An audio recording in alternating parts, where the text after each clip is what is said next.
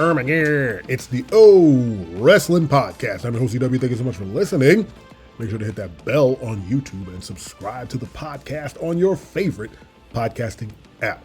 Today, we're talking about the Royal Rumble 2024 results with the headline, Good Wrestling, Bad Spectacle. Please excuse me. I am coming off of a weird sinus thing. When you have children, they tend to get you sick rather randomly. And I'm congested. It just is what it is. But I'm here to give my breakdown of the Royal Rumble, which happened this past weekend as of the time of this recording.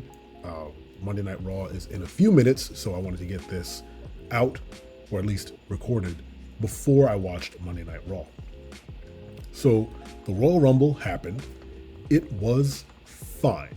And I think that is the general consensus of most fans. That's not to say it wasn't entertaining. It was highly entertaining. I think the Women's Royal Rumble had a lot of great moments in it. I think the Men's Royal Rumble was very rumbly. The Logan Paul match with Kevin Owens happened, and I can't fathom why it happened.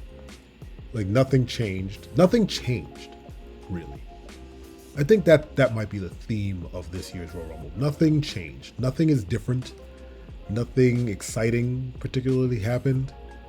Some returns of missed people like Naomi and Liv Morgan. They came back to the company. Andrade returned. Who else? Ricochet came back from concussion protocol. Omos showed his face. But for the most part, nothing is different, right? And this might be a product of really good story booking, right? Like maybe Triple H booked himself too well for WrestleMania because there was no deviating from the plan, or at least the Royal Rumble didn't deviate, right? They could have. Wrestling, as we know, is complete chaos. You can do anything. You can write any story. You can tell any tale you want in the confines of the squared circle. But it seems like Triple H has taken the very linear route to WrestleMania, which is Cody Rhodes wins the Men's Royal Rumble.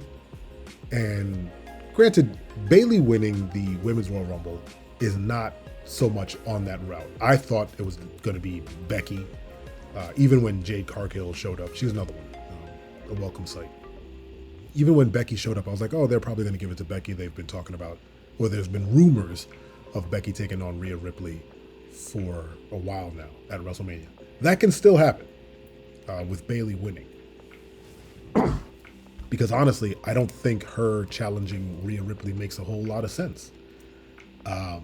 My guess is they'll have her show up on Raw with Damage Control, declare that she's going to take on Rhea Ripley, and then Damage Control is going to do something to sway her to take out Io Sky, right?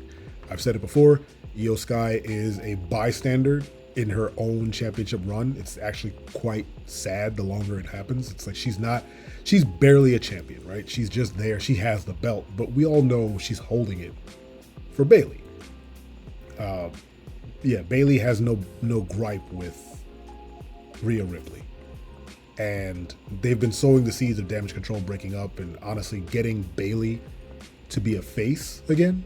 If you've noticed her mentality and her the way she cuts promos, everything's changed a little bit, right? She's still maniacal, right? But she does show vulnerability when she's like looking for help from Damage Control and not getting it, or at the Royal Rumble where she was like, why is Asuka here and why is Kairi Sane here? And she's being very like, but also being a team player. She feels like she's being ousted, right?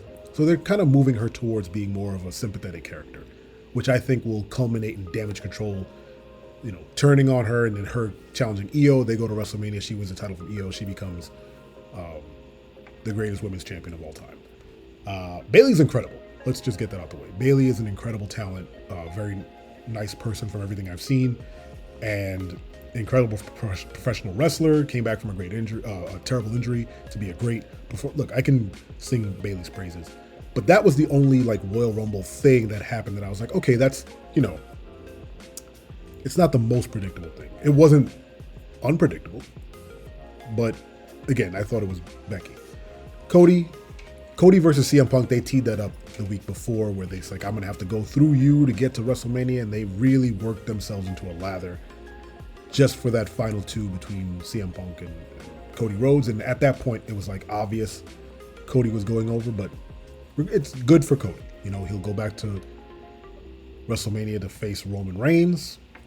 Hopefully in the next month and a half, 2 months, they can actually build a program with him and Roman Reigns. They finally have some history from last WrestleMania. Last WrestleMania didn't make sense for him to challenge Roman and try to get emotion out of that, but he has it now. So hopefully Cody is a smart face and he employs some backup to take out Jimmy and Solo. Maybe call Jay over to stand in the ring and kind of be his backup.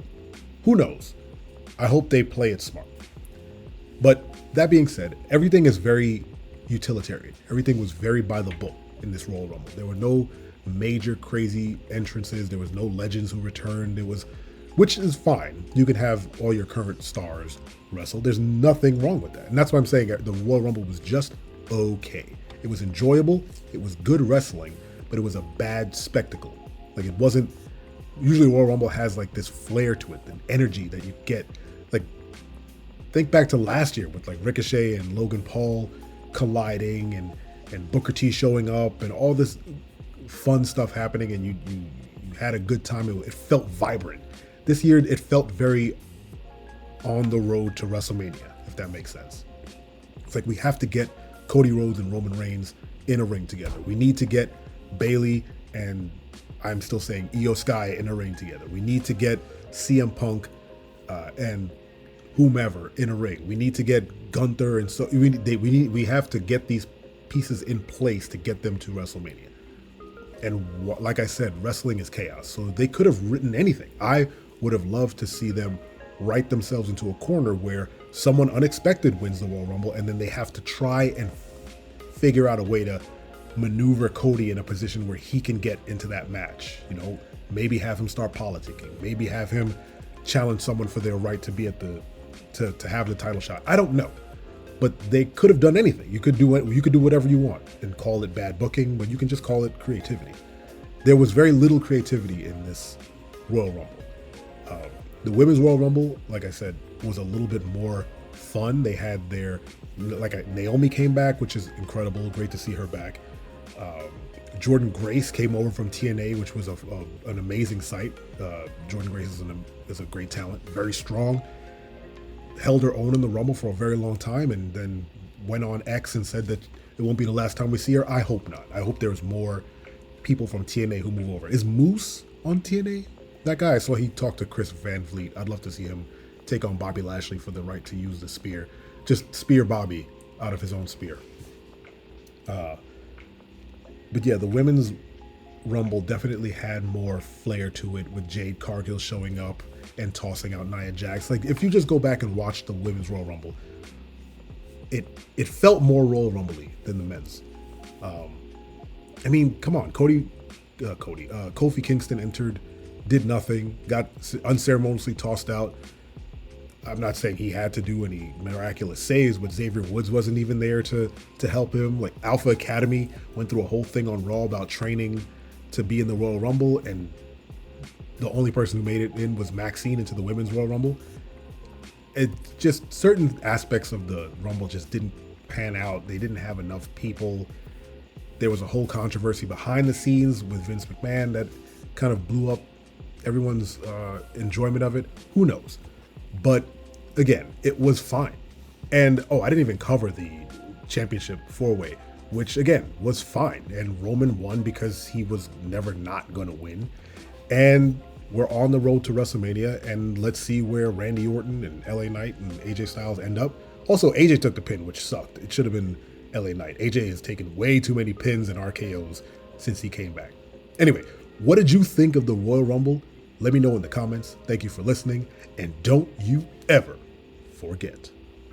I'm your friend, but if I ever see you in the ring, I can beat you. Don't you know? Yeah, yeah, yeah.